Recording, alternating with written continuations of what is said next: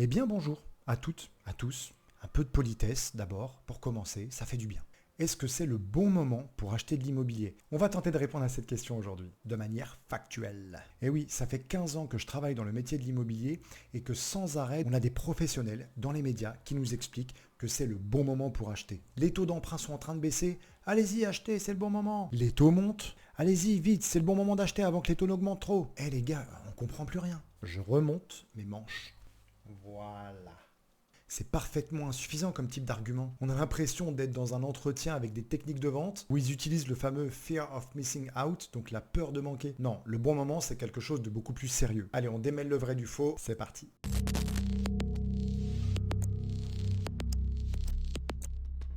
Alors le bon moment, c'est quand? Quand les taux sont bas ou élevés? Bon, déjà, on se met tout de suite à l'aise. 80% des Français ont recours à un emprunt lorsqu'ils décident d'acheter un bien immobilier. Ok? On aimerait tous faire partie des 20% restants. Mais bon, il faut bien commencer quelque part, et il est vrai que plus on commence jeune, plus on a d'intérêt à emprunter si on en a la capacité. Évidemment, je vais simplifier le propos. Quand nous sommes dans un cycle de taux d'emprunt baissier, on se retrouve naturellement avec une augmentation du nombre d'acheteurs solvables sur le marché et donc des prix de l'immobilier qui ont tendance à évoluer à la hausse. Quand vous êtes au point bas des taux pendant un moment, vous êtes au point haut des prix de l'immobilier. Et inversement, bien sûr, quand vous êtes sur un marché avec des taux élevés suffisamment longtemps, les prix ont tendance à baisser.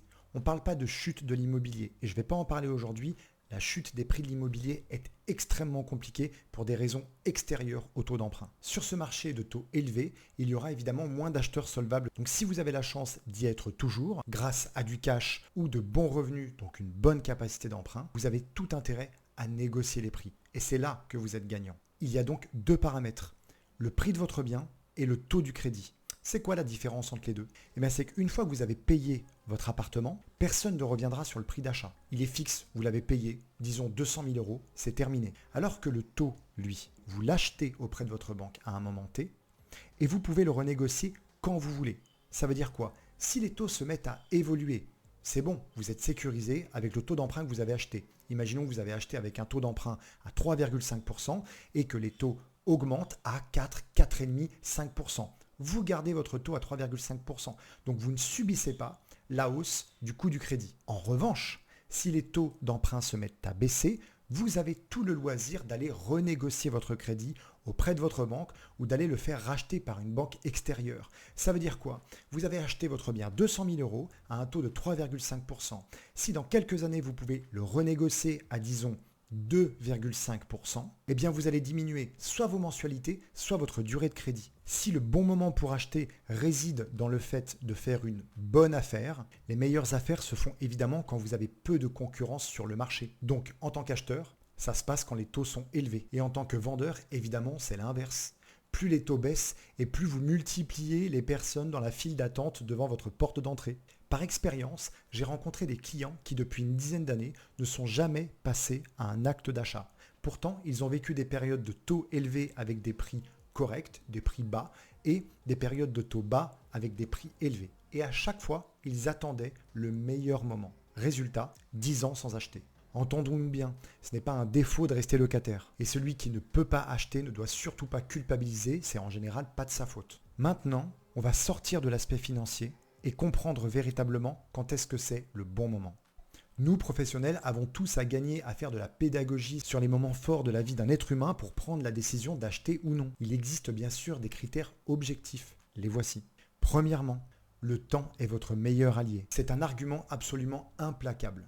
En gros, si tu as peur de perdre de l'argent à la revente de ton bien ou si tu as un ami qui s'inquiète, réponds-lui simplement « Sois patient ou patiente ». Le temps joue absolument toujours en faveur de celui qui emprunte. Je ne vais pas rentrer dans des détails techniques pour ceux qui n'ont jamais emprunté. Mais lorsque vous décidez de faire un crédit à la banque, vous allez payer des mensualités. Donc tous les mois, vous allez rembourser le capital que vous avez emprunté à la banque, mais vous allez également leur régler des intérêts. Et oui, ils vous prêtent de l'argent, c'est pas gratuit, il y a un taux d'emprunt. Et la règle du jeu est simple. Chaque mensualité que vous payez contient du capital et des intérêts.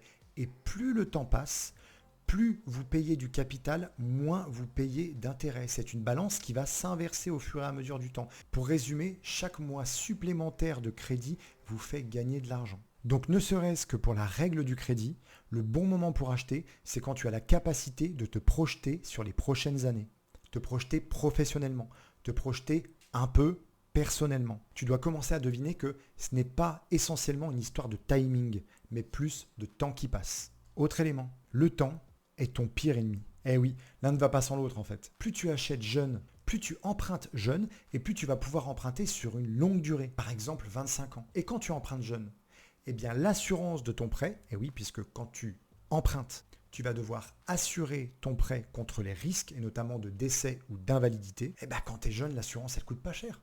Et sur ce sujet, le temps ne joue pas en notre faveur, vous avez compris. Donc quand vous décidez d'acheter à 45 ou 50 ans, déjà, généralement, vous allez partir sur une durée de prêt plus courte, puisque la retraite arrive à un moment donné, et l'idée, c'est quand même d'avoir fini de payer son bien à la retraite, mais bien sûr, votre assurance de prêt sera plus élevée. Et plus vous empruntez tard, plus vous vous obligez à quelque part professionnellement à tenir un rythme soutenu puisque vous avez un crédit à rembourser. Pour avoir rencontré des milliers de clients, je voyais bien, étant tout jeune, les clients qui avaient fini de rembourser leur appartement à 45 ou 50 ans, ils étaient tellement heureux, ça leur changeait la vie. Alors soyons clairs, il n'y a aucun jugement de ma part. Il y a des personnes qui ne peuvent pas emprunter jeune, elles n'en ont pas la possibilité. Indispensable maintenant, tu dois définir différents scénarios avant d'acheter. Alors ça, c'est pas un sujet très facile, parce que quand tu décides d'acheter, tu sais pas trop ce qui va t'arriver 4 ou 5 ans plus tard. Tu peux avoir des projets professionnels, des projets personnels, déménager pour te rapprocher de ta famille, partir à l'étranger, il peut y avoir plein de choses. Et c'est pour ça que le bon moment, c'est quand tu as compris les différents scénarios, les différentes possibilités qui s'offrent à toi. Plan A, plan B, plan C. Par exemple, imaginons qu'aujourd'hui, je décide d'acheter un premier petit logement que je compte potentiellement revendre dans 5 ans. Qu'est-ce qui peut se passer au bout de 5 ans? Le marché propose des taux équivalents aux taux auxquels vous avez emprunté, voire plus bas. Il y a eu un peu d'inflation pendant 5 ans. Logiquement, si vous avez bien acheté, le prix de votre bien a évolué à la hausse. Bon, vous revendez, tout va bien. Plan B, le marché n'a pas bougé. Votre bien a la même valeur qu'il y a 5 ans. Alors pour les puristes, je ne vais pas rentrer dans les notions de valeur nominale, etc. On ne se prend pas la tête. Partons du principe que vous revendez le prix que vous avez acheté. Très bien si vous l'acceptez, pas de problème. Plan C, le marché a baissé. Et vous vous rendez compte que vous risquez de perdre 7 à 8% de la valeur de votre bien. Est-ce que ça veut dire que vous avez perdu de l'argent? Non, toujours pas. Mais vous allez quand même avoir un manque à gagner sur le capital que vous allez récupérer. J'aimerais donc étudier la possibilité de mettre mon bien en location et donc savoir ce que ça va représenter en termes de coûts tous les mois si je décide de conserver cet appartement ou cette maison. Eh bien, dès le départ, il faut que vous soyez informé du marché locatif de la ville dans laquelle vous décidez d'acheter. Et ça, vous demandez à l'agent immobilier. Poliment, s'il vous plaît, donnez-moi une attestation de valeur locative de cet appartement qui me plaît beaucoup. Oui, je compte y habiter, mais on ne sait jamais.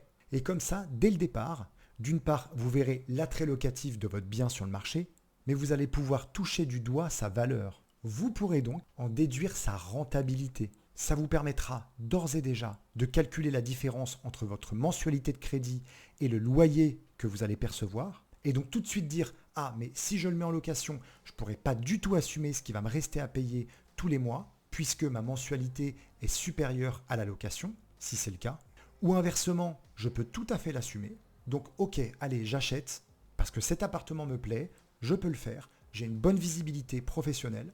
Et il y a un autre avantage, c'est que plus vous vous rendez compte que votre appartement est attrayant sur le marché locatif, plus si vous décidez de le revendre un jour, vous ne vous adresserez pas qu'à des personnes qui cherchent à acheter une résidence principale, mais potentiellement vous vous adresserez également à un investisseur locatif. Donc vous augmentez votre panel d'acheteurs sur le marché. C'est ça, étudier les différents scénarios, voir le court, moyen et le long terme. Pour résumer, si on veut uniquement se fier au marché de l'offre et de la demande, évidemment, il vaut mieux acheter sur un marché de taux plus élevé et négocier les prix. Mais c'est un argument insuffisant.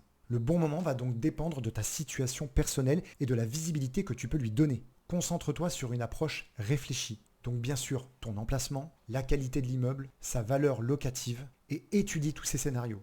Mets de l'ordre dans tes finances personnelles et cherche un bien qui, sur le papier, répond à tes besoins pendant plusieurs années. Véritablement, je t'assure, tu seras plus serein une fois que tu auras posé tout ça sur papier. Tu dormiras beaucoup mieux. Allez, c'est tout pour cette petite vidéo. Partage si tu as aimé, mets des commentaires. Raconte-moi ce qui t'empêche d'acheter si c'est le cas. Ce sera toujours intéressant et on pourra développer le sujet. Abonne-toi, ce serait génial et je te dis à bientôt. Ciao.